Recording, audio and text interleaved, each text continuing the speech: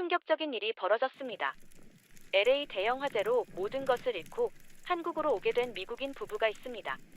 하지만 한국에서 그들을 기다리고 있던 것은 전혀 예상하지 못한 것들이었습니다. 그리고 그들이 말해준 마지막 반전의 이야기는 전 세계를 깜짝 놀라게 했는데요. 도대체 어떤 사연인지 지금부터 시작하겠습니다. 시작하기 전에 구독, 좋아요 한 번씩 부탁드립니다. 영상을 제작하는데 큰 힘이 됩니다. 제가 15살이 되던 해 사랑하는 할머니가 세상을 떠났습니다. 그 후로 저는 매일 밤 악몽을 꾸며 깊은 슬픔 속에 살았어요. 공립학교 교장이셨던 엄마는 바쁜 일정 속에서도 저를 상담 선생님께 데려가셨고, 목수였던 아빠는 밤마다 제 곁을 지켜주셨죠. 부모님의 따뜻한 보살핌에도 불구하고 할머니의 빈자리는 쉽게 채워지지 않았습니다. 어린 시절 베개를 적시며 잠들던 제 모습이 아직도 생생합니다. 그렇게 힘든 날들을 보내던 어느 날, 친구가 우연히 한국 음악을 추천해 주었습니다. 가사는 이해하지 못했지만 감성적인 멜로디와 애절한 목소리가 제 가슴을 울렸어요. 마치 내 아픔을 다 알고 있는 듯한 그 음악은 큰 위로가 되었고, 그날 이후 한국은 제게 특별한 의미를 가지게 되었습니다. 자연스럽게 한국 문화에 대한 관심도 깊어졌고, 언젠가는 꼭 한국에서 살아보고 싶다는 꿈을 키웠죠. 하지만 현실은 생각처럼 쉽지 않았습니다. 대학을 졸업한 후 저는 샌프란시스코의 IT 기업에서 디자이너로 일하게 되었습니다. 안정적인 직장과 높은 연봉, 승진 기회까지 남들이 보기엔 성공적인 커리어였지만 제 열정은 점점 사그라지고 있었습니다. 반복되는 업무와 회의 속에서 무기력함을 느끼던 어느 날, 회사에서 한국과의 협업 프로젝트를 추진하게 되었고, 팀장님은 저에게 한국에서 직접 일해볼 기회를 제안하셨습니다. 주저할 이유가 없었죠. 저는 바로 부모님께 한국으로 떠나겠다고 알렸습니다. 하지만 엄마는 쉽게 받아들이지 못하셨습니다. 미국에서 안정적인 직장을 두고 한 번도 가보지 않은 나라로 간다는 것이 걱정되셨던 것이죠. 엄마의 깊은 한숨과 걱정 어린 눈빛에도 불구하고 저는 제 결정을 굽히지 않았습니다. 그렇게 한국행 비행기에 올랐고 새로운 삶이 시작되었습니다. 한국에서의 생활은 기대 이상이었습니다. 아침이면 카페에서 노트북을 펴고 일하고, 점심에는 시장에서 따뜻한 떡볶이를 사 먹으며 여유를 즐겼습니다. 한국 회사에서는 재택근무가 일반적이었기에 비교적 자유롭게 일할 수 있었고, 홍대, 성수, 을지로 등 다양한 곳을 다니며 영감을 얻을 수 있었습니다. 퇴근 후에는 한강을 따라 자전거를 타거나 북촌 한옥 카페에서 차 한 잔의 여유를 즐기는 것이 일상이 되었죠. 룸메이트 지수와의 생활은 한국 생활을 더욱 특별하게 만들어 주었습니다. 늦은 밤까지 프로젝트 마감 작업을 하다 돌아오면 현관에 퍼지는 김치찌개 냄새가 저를 반겨주었죠. 주말이면 함께 망원시장을 돌아다니며 장을 보고 서로의 고민을 나누는 시간이 쌓이며, 지수는 단순한 룸메이트가 아닌 가족 같은 존재가 되어갔습니다. 하지만 이 평온한 일상은 오래가지 않았습니다. 어느 날 아침, 작업을 시작하려고 노트북을 열자 뉴스 속보가 떴습니다. LA 대규모 화재 발생. 부모님이 계신 지역이었습니다. 심장이 철렁 내려앉았고 급히 전화를 걸었지만 신호음만 울릴 뿐이었습니다. 시간이 흐를수록 불안감은 커져만 갔습니다. SNS에는 검게 그을린 하늘과 필사적으로 대피하는 사람들의 영상이 넘쳐났고, 창밖으로 보이는 서울의 맑은 하늘이 한없이 멀게 느껴졌습니다. 몇 시간의 기다림 끝에 부모님과 연락이 닿았습니다. 임시 대피소에 간신히 도착하셨다는 이야기를 듣는 순간 눈물이 터졌어요. 평생을 모아온 집과 소중한 추억들이 한순간에 사라졌다는 사실을 전하는 아빠의 떨리는 목소리가 아직도 귓가에 남아 있습니다. 저는 부모님을 그곳에 두고 볼 수 없었습니다. 한국으로 오시라는 제 제안에 처음엔 단호히 반대하셨지만 결국 설득 끝에 한국행을 결정하셨습니다. 그렇게 부모님을 모시러 인천공항으로 향하는 길, 제 마음 한편이 설렘과 걱정으로 가득했습니다. 화재로 모든 것을 잃으신 부모님이 잘 적응하실 수 있을지, 오랜 시간 미국에서 살아오신 두 분이 한국의 생활 방식과 문화를 받아들이실 수 있을지 고민이 많았죠. 도착 게이트 앞에서 기다리는 동안 공항 바닥의 차가운 대리석이 왠지 모르게 마음을 더욱 무겁게 만들었습니다. 그리고 마침내 부모님이 보였습니다. LA 화재 이후 처음 뵙는 부모님의 모습에는 지난 시간의 흔적이 그대로 남아 있었습니다. 항상 반듯했던 아빠의 어깨는 눈에 띄게 처져 있었고 엄마의 얼굴에는 깊은 피로가 서려 있었습니다. 택시를 타고 아파트로 이동하는 동안 아빠는 평소와 달리 아무런 말도 없이 창밖을 바라보셨습니다. 서울의 높은 건물들이 스쳐 지나갈 때마다 가끔씩 깊은 한숨을 내쉬셨죠. 특히 저희가 사는 아파트가 26층이라는 말을 듣고는 눈빛이 흔들리는 것이 느껴졌습니다. 화재로 인한 기억이 떠오른 걸까요? 불안감이 역력해 보였습니다. 엄마는 조용히 제 손을 꼭 잡고 계셨습니다. 평생을 익숙한 곳에서 살아오다 모든 것을 내려놓고 새로운 환경으로 온다는 것이 얼마나 막막하고 두려운 일인지 절실히 와닿는 순간이었습니다. 아파트 단지로 들어설 때 부모님의 어깨는 한층 더 무거워 보였습니다. 집 앞에 도착해 문을 열자 엄마는 생소한 풍경에 잠시 당황하신 듯 했습니다. 현관에 가지런히 놓인 신발을 보고는 망설이시더니 저를 바라보며 어색한 표정을 지으셨죠. 신발을 신고 생활하는 것이 익숙한 분들에게 한국식 주거 문화는 낯설 수밖에 없었을 겁니다. 엄마는 조심스럽게 구두를 벗으시며 맨발로 바닥을 디디는 것이 불편하진 않을까 걱정하셨습니다. 아빠도 마찬가지로 신발을 벗기 전 바닥을 살짝 의심스러운 눈길로 바라보셨죠. 하지만 막상 발을 내딛는 순간 두 분의 표정이 한순간에 바뀌었습니다. 예상과 달리 바닥이 전혀 차갑지 않다는 사실에 놀라신 것입니다. 겨울 내내 따뜻하게 유지되는 온돌 바닥이 부모님의 지친 발을 부드럽게 감싸 안았습니다. LA 화재 이후 임시 대피소에서 지내시며 겪은 불편함, 그리고 긴 비행으로 쌓인 피로가 그 따뜻한 온기에 스르르 녹아내리는 듯 했습니다. 엄마는 맨발로 거실을 천천히 걸어보시더니 이내 조심스럽게 바닥에 손을 가져다 대셨습니다. 그리고 미소를 지으셨죠. 처음으로 보인 편안한 표정에 저 역시 안도감이 들었습니다. 어쩌면 이 온기가 두 분께 작은 위로가 되어줄지도 모르겠다는 생각이 들었죠. 아빠는 처음 경험해본 온돌 바닥이 신기하셨는지 호기심 가득한 시선으로 바닥 구석구석을 살펴보셨습니다. 30년 넘게 몫으로 일해온 경험 때문인지 이 난방 시스템의 구조가 무척 궁금하신 듯 했습니다. 손바닥으로 바닥을 쓸어보며 감촉을 확인하고 벽을 따라 천천히 걸으며 난방 배관의 흐름을 짐작해 보시는 모습이 마치 연구에 몰두한 기술자 같았습니다. 화재 이후 처음으로 본 아빠의 생기 있는 표정이었죠. 거실 바닥에 앉아 주변을 둘러보는 부모님의 모습에서 긴장이 조금씩 풀리는 것이 느껴졌습니다. 차가운 겨울바람을 뚫고 온 부모님의 얼어붙은 마음이 온돌의 따뜻한 온기에 서서히 녹아내리고 있었습니다. 그 모습을 보며 문득 이 온기가 부모님의 상처를 어루만지는 시작이 되지 않을까 하는 생각이 들었습니다. 그렇게 룸메이트 지수가 준비한 따뜻한 보리차를 마시며 온돌방에 앉아있는 동안 부모님의 굳어있던 어깨도 점차 편안해졌습니다. 아빠는 바닥의 온도를 확인하며 난방의 효율성과 안정성에 대해 관심을 보이셨고 엄마는 스마트폰으로 온도를 조절하는 모습을 보고 신기해하셨죠. 특히 몫으로서의 경험을 바탕으로 온돌 구조를 분석하시던 아빠는 점점 더 흥미로운 표정을 지으셨습니다. 화재로 인해 불에 대한 두려움이 컸던 아빠였지만 한국의 현대식 온돌이 안전하게 설계되었다는 사실을 알게 되면서 조금씩 안도하는 모습이었습니다. 피곤에 지친 부모님은 어느새 온돌 바닥에 기대어 앉아 계셨습니다. 엄마는 무심코 바닥을 쓰다듬으며 이 온기가 마음까지 따뜻하게 해준다고 하셨습니다. 그 순간 문득 깨달았습니다.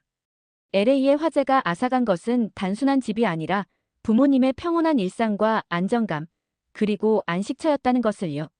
온돌방의 따뜻함에 몸을 맡긴 채 부모님은 그날 밤 오랜만에 깊고 편안한 잠을 이루셨습니다.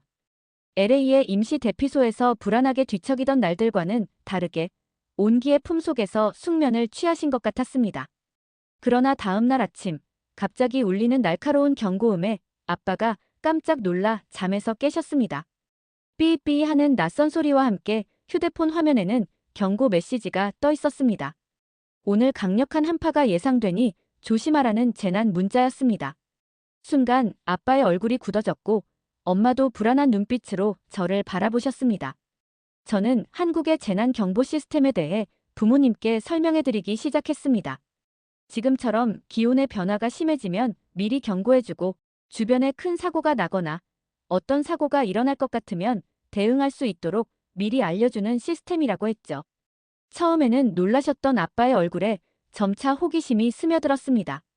특히 이러한 시스템이 화재나 자연재해 발생 시 얼마나 많은 사람들의 생명을 보호하는지 깨닫고는 감탄을 금치 못하셨죠. LA의 화재 당시 이런 체계가 있었다면 어땠을까 하는 아쉬움도 내비치셨습니다. 그날 이후 아빠는 한국의 안전 시스템에 깊은 관심을 보이기 시작했습니다. 처음에는 26층이라는 높은 층에 사는 것이 불안해하시던 아빠도 곧 한국의 철저한 화재 예방 시스템을 직접 확인하며 감탄하셨습니다. 층마다 설치된 스프링클러와 연기 감지기, 그리고 실시간 모니터링 시스템까지 오랜 세월 몫으로 일하며 건물의 안전을 최우선으로 생각해 오신 아빠의 눈에도 인상적인 설비들이었습니다. 특히 아파트 1층 로비에서 본 실시간 화재 경보 시스템은 아빠를 깊이 사로잡았습니다. 화재 발생 즉시 소방서로 자동 신고되는 시스템, 세대별로 마련된 화재 감지 장치, 그리고 비상구까지의 거리를 안내하는 피난 유도 등까지. 아빠는 이 모든 것을 꼼꼼하게 살펴보시며 메모하시고는 연신 감탄하셨습니다.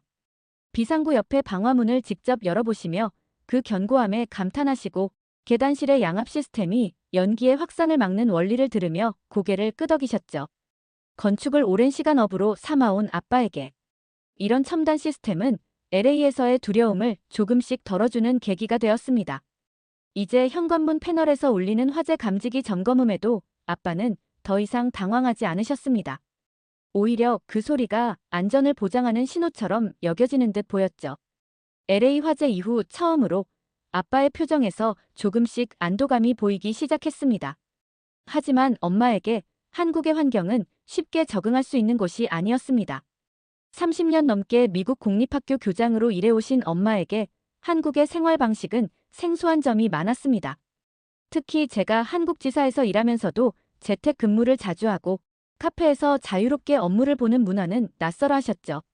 매일 정해진 시간에 출근하고 학생들을 맞이하던 분에게 정형화되지 않은 근무 형태는 이해하기 어려운 개념이었을 겁니다. 무엇보다도 엄마가 가장 걱정하셨던 것은 제가 독립적인 생활을 하지 않는다는 점이었습니다. 가끔은 이제 혼자 사는 게 좋지 않겠니? 라며 조심스럽게 말씀하시거나 룸메이트와 함께 사는 것을 의아해하셨죠. 미국에서도 보수적인 가치관을 가지셨던 엄마에게 한국의 주거 문화는 생소하고 낯설게 다가왔던 모양입니다. 그러나 시간이 지나면서 조금씩 변화를 받아들이기 시작하셨습니다. 특히 아파트 단지 내에서 열린 작은 플리마켓이 엄마에게 새로운 경험이 되었죠. 주민들이 직접 만든 수제 음식과 중고 물품들을 구경하며 엄마는 처음으로 한국의 공동체 문화를 체험하셨습니다. 무엇보다 비슷한 연령대의 이웃들과 대화를 나누면서 한국인들이 얼마나 활기차고 독립적인 삶을 살아가는지 알게 되셨죠. 그리고 주말이면 지수와 같이 동네를 산책하는 것이 자연스러운 일상이 되었습니다. 아파트 뒤편의 작은 산책로를 따라 걷다 보면 부모님의 얼굴에도 조금씩 여유가 묻어나왔습니다. 새벽부터 등산을 즐기는 어르신들, 반려견과 함께 걷는 젊은이들, 배드민턴을 치며 웃음꽃을 피우는 가족들까지. 이 일상적인 풍경들이 부모님께는 신선한 감동으로 다가온 듯 했습니다. 어느 날 지수가 몸이 좋지 않았습니다. 엄마는 지수의 방으로 가서 이마를 짚어보시더니 직접 전통차를 끓여주셨습니다. 그리고 그녀의 이야기를 조용히 들어주셨죠. 어린 시절 부모님을 잃고 홀로 자립해온 지수의 이야기에 엄마는 깊은 공감을 느끼셨고 눈시울을 붉히셨습니다. 그날 이후 엄마는 지수를 대하는 태도가 한층 더 따뜻해지셨습니다.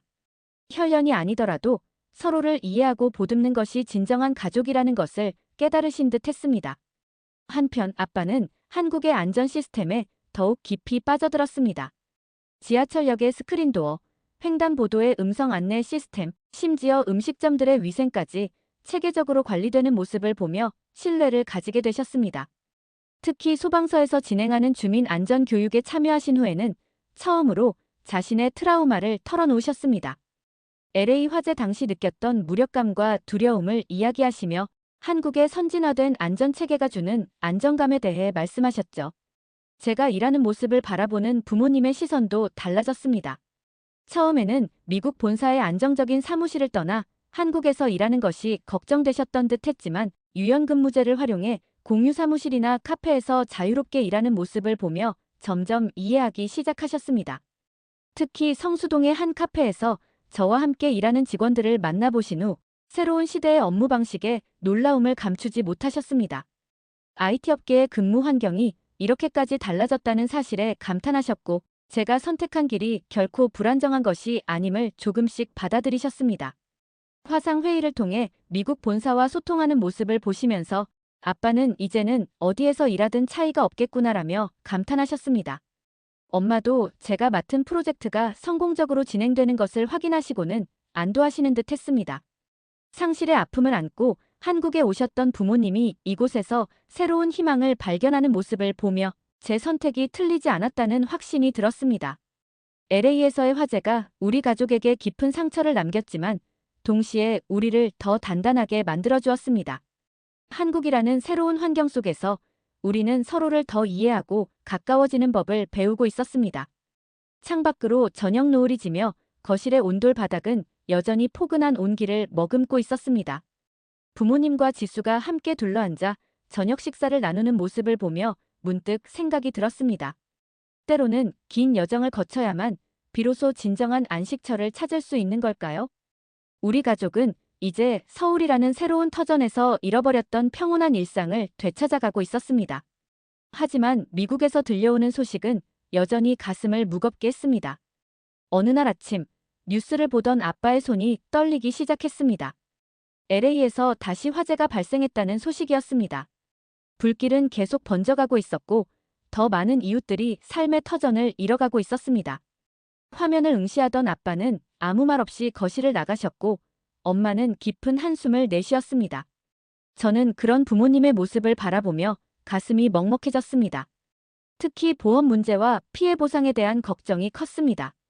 피해 지역이 넓어질수록 보상 절차는 더욱 복잡해질 것이고 이미 많은 재산을 잃은 부모님께는 막막한 현실이었습니다. 30년 동안 모아온 모든 것이 하루아침에 사라졌는데 과연 제대로 된 보상을 받을 수 있을까 하는 불안이 가득했습니다. 그러던 중 회사에서 뜻밖의 소식을 들었습니다. 법무팀장님께서 LA의 유명한 법률 사무소에서 일하는 지인을 소개해주겠다고 하셨습니다. 화재 피해자들의 권리 보호를 전문으로 하는 변호사였죠. 부모님의 사정을 듣고는 흔쾌히 무료 상담을 제안해 주셨습니다. 화상 회의로 진행된 첫 상담에서 변호사는 부모님의 사례가 충분히 보상을 받을 가능성이 크다고 설명해 주었습니다. 게다가 그분은 소송 비용 없이 성공 보수만 받겠다고 했죠. 그 말에 아빠는 오랜만에 안도한 듯한 표정을 지으셨고 엄마는 눈물을 훔치셨습니다. 그날 밤 온돌 바닥에 둘러앉아 부모님과 오랜만에 따뜻한 대화를 나누었습니다. 아빠는 예상하지 못했던 한국에서 받은 도움에 대해 이야기하시며 감동을 감추지 못하셨습니다. 낯선 나라에서 마주한 이웃들의 따뜻한 배려, 회사 동료들의 진심 어린 지원, 그리고 무엇보다 이 온기가 가득한 공간이 우리 가족에게 얼마나 큰 위로가 되었는지 말이죠. 엄마는 특히 한국의 겨울이 마음에 든다고 하셨습니다. 차가운 바람이 불어도 집안은 언제나 따뜻하고 아늑하다며 마치 한국 사람들의 따뜻한 정서와 닮아 있다고 하셨습니다. LA에서는 상상도 못했던 추운 날씨 속에서도 이곳에서는 온돌 덕분에 마음까지 따뜻해지는 기분이라고 하셨습니다. 그리고 그 온기는 단순한 난방의 온기만이 아니라 사람들 사이에 따뜻한 정에서 비롯된 것임을 깨달으신 듯 했죠. 부모님은 처음 한국에 도착했을 때 모든 것이 낯설고 차갑게만 느껴진다고 하셨어요. 빠르게 지나치는 사람들과 조용히 휴대폰을 보며 지하철을 기다리는 모습, 엘리베이터에서 인사했지만 어색하게 고개만 끄덕이는 이웃들까지. 하지만 시간이 흐르면서 그 속에 숨겨진 따뜻함이 서서히 보이기 시작했다고 하셨습니다. 겉으로는 무심해 보이지만 속은 따뜻하게 데워진 온돌처럼 한국 사람들도 차가운 겉모습 속에 따뜻한 정을 품고 있다는 것을 이제는 확실히 느낀다고 하셨습니다. 엄마는 한국의 문화가 마치 온돌과 닮았다고 하셨습니다. 처음에는 단순한 차가운 바닥처럼 보이지만 그 속에는 은은한 온기가 퍼져 나간다고요. 그리고 그 따뜻함은 갑작스럽게 뜨거워지는 것이 아니라 시간이 지나면서 점차 깊이 스며든다는 점이 인상적이라고 하셨습니다. 창밖으로 조용히 눈이 내리고 있었습니다. 따뜻한 온돌방에서 가족이 둘러앉아 있는 이 순간, 우리는 처음으로 진정한 안도감을 느꼈습니다. 비록 LA에서의 화재가 아직 완전히 끝나지는 않았지만 더 이상 두렵지 않았습니다.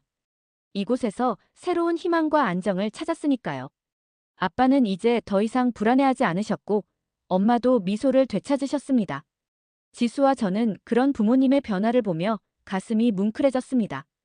우리가 잃어버린 일상은 이렇게 서울의 차가운 겨울 속에서도 온돌의 따뜻함과 함께 다시 채워지고 있었습니다. LA 재난 상황 속에서 많은 이들이 힘든 시간을 보내고 있습니다. 그들이 하루빨리 일상으로 돌아갈 수 있도록 응원의 댓글을 달아주시면 감사하겠습니다. 시청해주셔서 감사하고 다음 영상에서 또 뵙겠습니다.